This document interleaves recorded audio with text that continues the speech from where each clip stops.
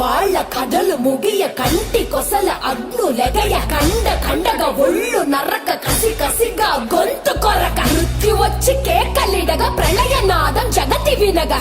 చుక్కగా నెత్తు రోడ దిక్కులన్నీ నక్కి చూడ చిత్రహింస చేయుచుండ శత్రువులే మాసిపోవగా